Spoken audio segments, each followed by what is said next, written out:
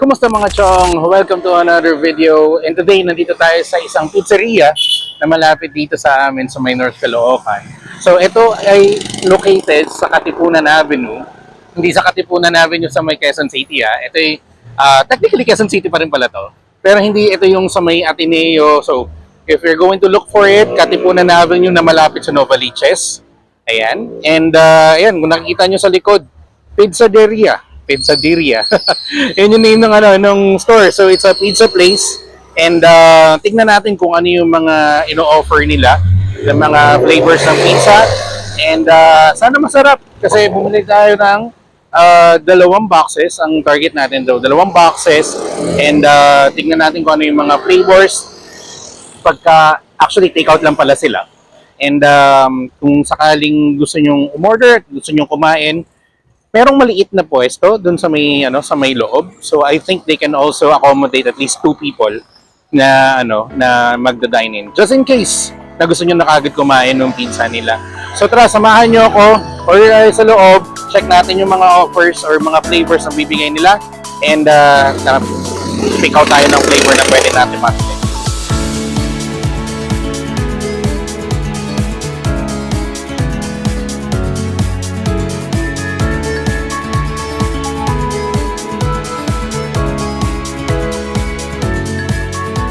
Alright, oo nga pala, bago tayo umorder sa loob, so let's check out kung ano yung mga nandito sa labas. So again, this is located in Katipunan Avenue, corner King Henry. King Henry yung street na katabi, ayun, King Henry yun nandoon. And then itong nasa harap is Katipunan Avenue. Ito, yan, ang main street na yan. Okay? Andito yung yung pizzeria, and then pakita ko sa inyo kung ano yung parking.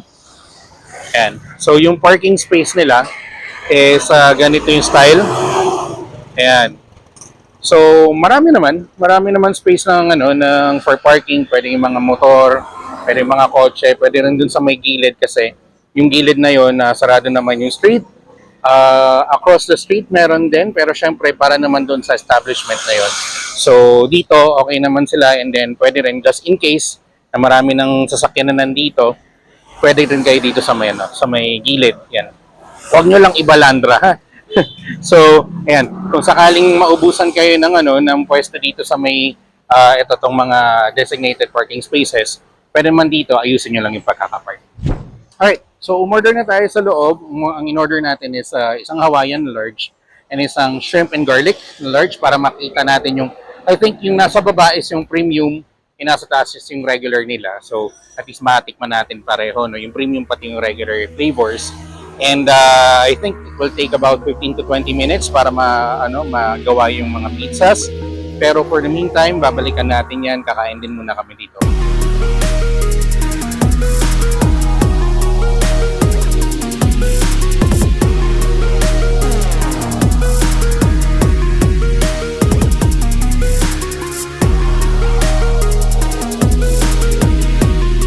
Alright guys, so order, ito na, nakuha na namin. Tapos na rin kaming kumain.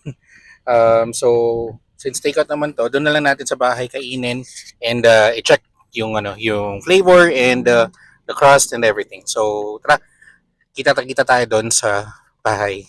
Alright guys, so nandito na tayo sa bahay and nabuksan na rin namin yung pizza pero hindi pa namin natitikman. So, I took 2 slices. So again, ang in-order namin is yung Hawaiian for the regular flavors. Tapos yung premium nila, we ordered itong shrimp and garlic.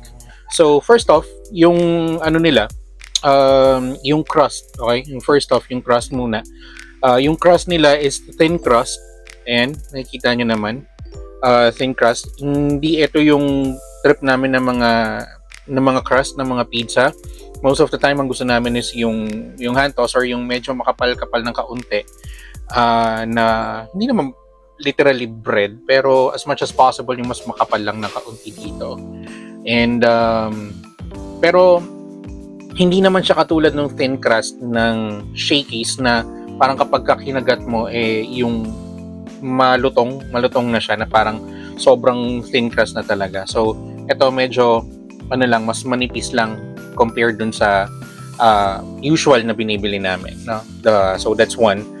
Two, with regard to toppings naman, so if you'll notice, no, so dalawa nga yan, again, Hawaiian and then shrimp and garlic. Makita nyo, dun sa Hawaiian, maraming ham and marami rin siyang pineapple. Tapos, dun naman sa shrimp and garlic, marami din yung shrimps.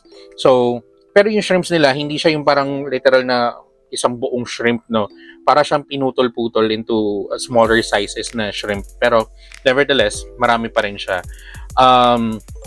In terms of, ito pa lang, yung appearance pa lang, no? Makikita natin.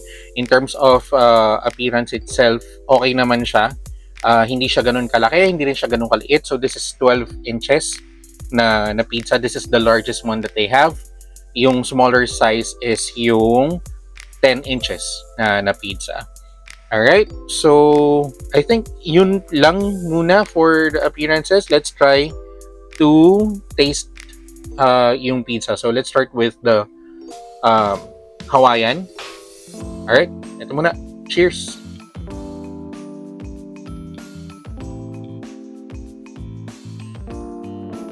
Okay.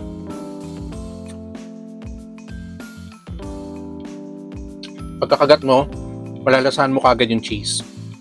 So, hindi ko alam kung anong cheese ang ginamit nila dito. Probably cheddar, quick cheese. Pero, hindi ko feel yung mozzarella.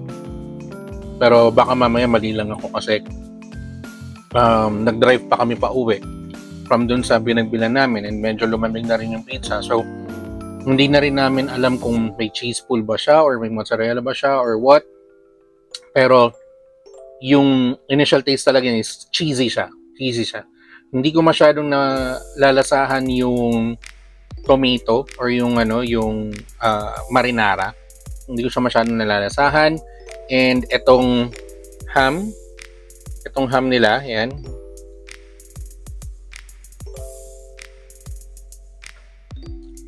Hindi ko matandaan kung saang pizza parlor ko natikman tong ham na to. Pero I think ang initial na pumapasok sa isip ko is yung ham ng 3M. 3M pizza. I'm not sure kung naabutan nyo pa yan. Meron pa bang 3M pizza ngayon? Meron pa, di ba? Pero onti na lang. Kumbaga, onti na lang yung mga stores or yung mga outlets. So, ayun, kung kayo naabutan nyo yung 3M pizza, yung ham nila, or yung ham and cheese nila, yung ham mismo, halos pareho ng lasa. Ganun siya. Ganun yung ham niya.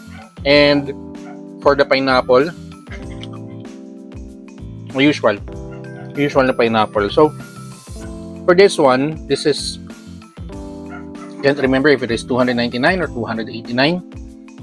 Pero for 12 inches pizza, and then for this one, for me, there are better options. Probably.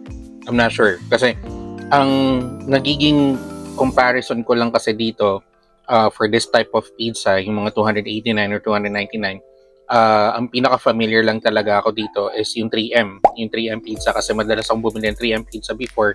And madalas din na nakakain ko siya ng medyo mainit pa. Kahit pa paano pa. Yung? Hindi siya yung Cyrus eh.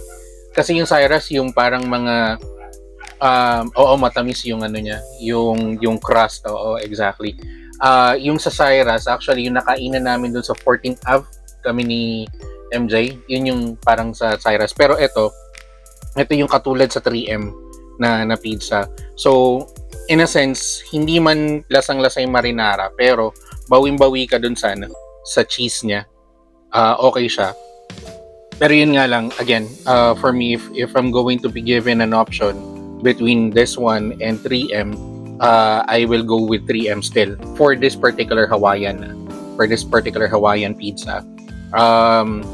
Hindi ko na kasi alam yung ibang probably pinakamalapit na comparison nito kasi again madalas nang na-order namin is Angels, which is yung thick crust nga, yung hand-tossed na pizza, and I really love their pizzas as well. So ayun, not sure. Pero if you guys would like to try it, Pizzeria, ayun, marami naman silang mga branches. I think they have about 8 or 9 branches if I'm not mistaken. Try it out dun sa Hawaiian nila. Alright, So, let's try itong shrimp and garlic. Dito naman, before I take a bite on it, a shrimp and garlic, saan ba tayo nakakain ito? SNR. Na, sa SNR. Yun, yung pizza ng sa SNR. So, medyo New York style na pizza yon. And, syempre, mas malalaki yung mga shrimps niya. So, for this one, ang shrimp and garlic nila is, I think, about 319 or 329. Can't remember. Double check ko na lang. Lagay ko yung price dito. No? And then, ito. So, ayan, no? Makikita nyo, it's also cheesy. Okay din yung cheese niya. And, let's see kung mararamdaman din natin or at least malasaan natin yung marinara and also the garlic and the shrimp. Cheers!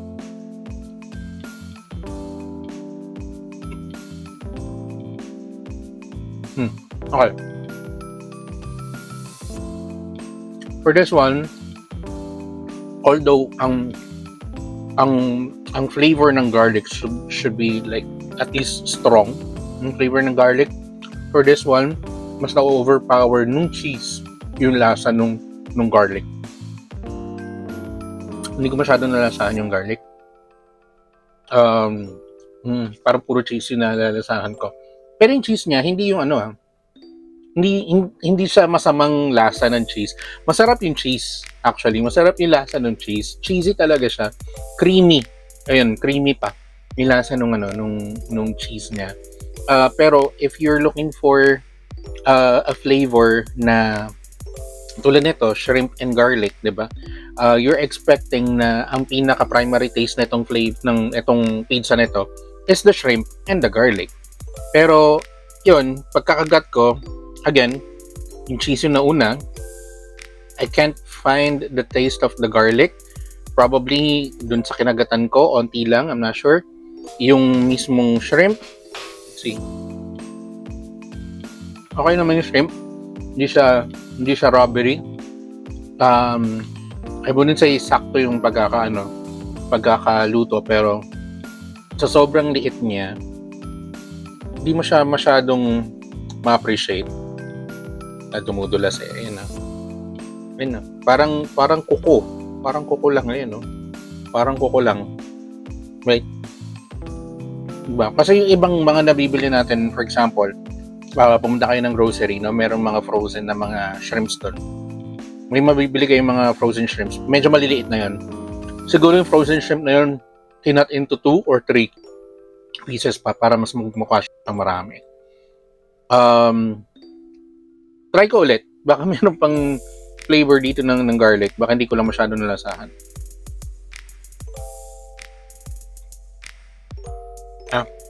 Hindi siya masyado lasa. Para sa pizza na to, kung this is also one of the premiums as well. And medyo hindi lang talaga lasa yung shrimp and garlic. So hindi man sobrang disappointing kasi okay pa rin naman talaga yung pizza as is. Pero again, if you're looking for that flavor, apparently medyo madi-disappoint kayo doon. Kasi kulang na kulang dun sa flavor na yun. Pero again, this is I wouldn't say a budget pizza kasi meron tayong mga pizzas na mga less than 100 or nasa 120, 150, mga ganun, okay pa rin.